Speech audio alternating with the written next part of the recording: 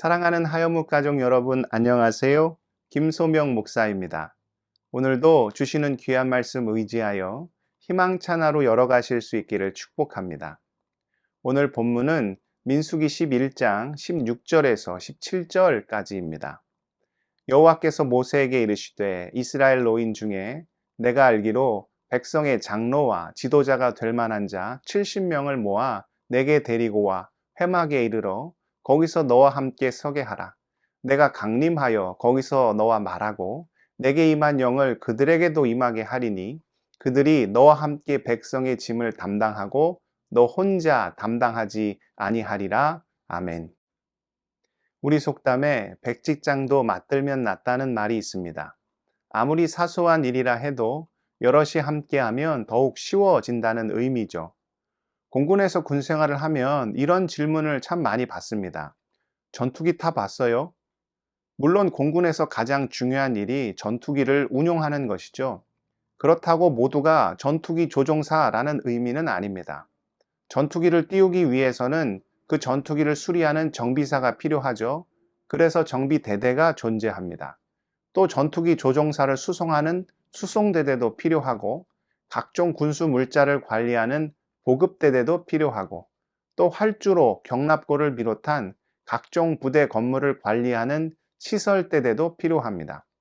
또 부대원들의 신앙생활을 위하여 저 같은 목사도 필요하죠. 이처럼 조직이 크면 그 규모에 맞는 다양한 부서와 사람들이 반드시 필요합니다.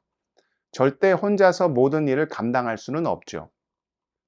오늘 말씀에 보면 이스라엘 민족 가운데 큰 문제가 발생했습니다. 당시 시내산에 모여 있던 이스라엘 민족의 규모가 장정만 60만 명, 여성과 노인 그리고 아이들까지 합하면 대략 200만 명 정도 되었을 것으로 추산됩니다. 이 어마어마한 규모의 백성을 모세 혼자서 책임진다는 것은 사실상 불가능한 일이었죠. 시내산에서 가나안 땅을 향해 출발한 그 시점부터 하나님께서 불로 징계하신 다베라 사건이 있었고 또 오늘 말씀의 배경인 고기를 원하는 이스라엘 백성의 불평과 원망도 있었습니다. 그 모든 어려움을 다 감당할 수 없으니까 모세가 하나님께 어떻게 기도합니까? 민수기 11장 14절입니다. 책임이 심히 중하여 나 혼자 이 모든 백성을 감당할 수 없나이다. 그러자 하나님께서 어떤 해결책을 주십니까? 오늘 우리가 읽은 본문이 바로 하나님께서 모세에게 주신 해결책이죠. 백성 중에서 노인 70명을 장로로 세워 모세의 짐을 함께 지우게 하십니다. 여기서 노인을 세웠다는 것에 우리가 주목해 볼 필요가 있습니다. 성경은 노인에 대해 어떻게 이야기합니까? 잠언 16장 31절입니다. 백발은 영화의 면류관이라 공의로운 길에서 얻으리라. 영국에서는 재판을 할 때 재판장이 흰색 가발을 씁니다. 이것이 지혜와 공정성을 상징하기 때문이죠. 어르신들은 오랜 세월 사시면서 정말 다양한 일들을 경험하셨죠. 그 경험의 결과가 바로 지혜입니다. 어찌 보면 지금 우리가 누리고 있는 모든 것이 이전에 어르신들이 고생하면서 쌓으신 지혜의 산물이죠. 그러하기에 건강한 공동체일수록 어르신들을 잘 모시고 또 그 지혜의 말씀을 새겨 들어야 합니다. 그런데 요즘 세상을 보면 어르신들을 폄하하는 표현이 참 많죠. 결코 올바른 모습이라 할 수 없습니다. 그렇게 하나님께서는 이스라엘의 노인들 중에서 장로 70인을 세워 모세와 함께 이스라엘을 다스리게 하십니다. 그리고 그들에게 그 일을 잘 감당할 수 있도록 영을 부어주시죠.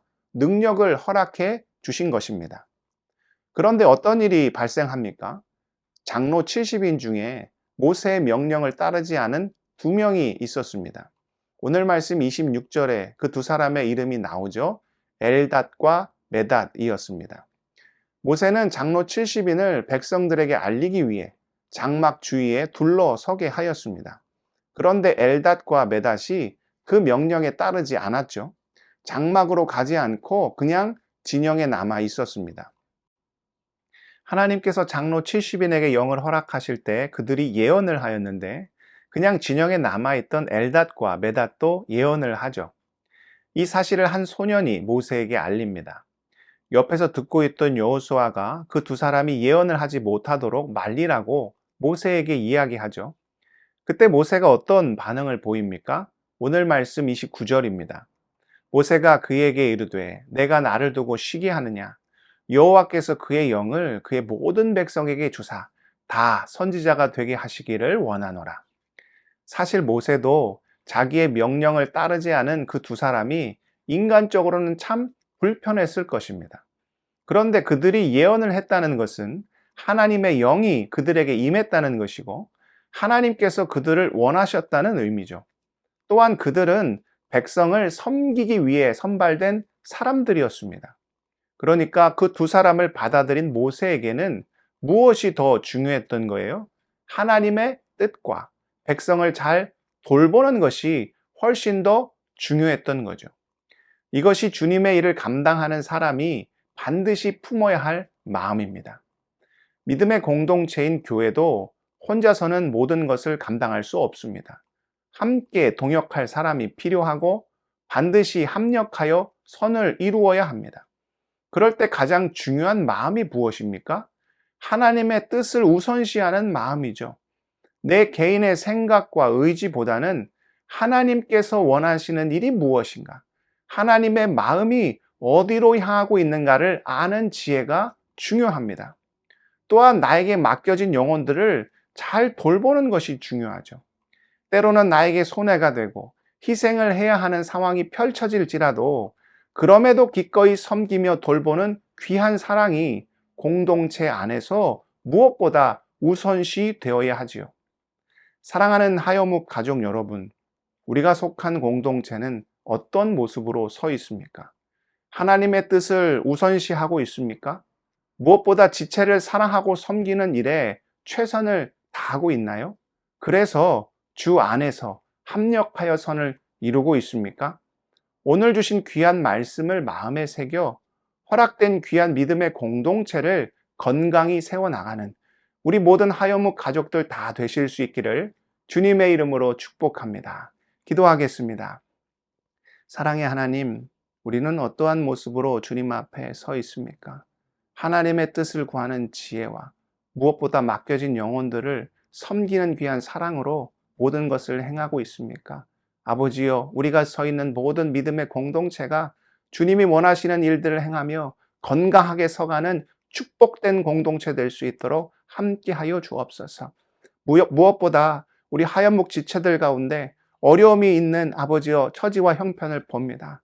긍휼히 여겨주시고 불쌍히 여겨주셔서 힘과 권세와 능력 더해주셔서 모든 것 감당하며 주님이 부어주시는 기쁨과 감사 가운데 거할 수 있도록 아버지여 온전히 함께하여 주옵소서. 모든 말씀 예수 그리스도의 이름으로 기도드리옵나이다. 아멘.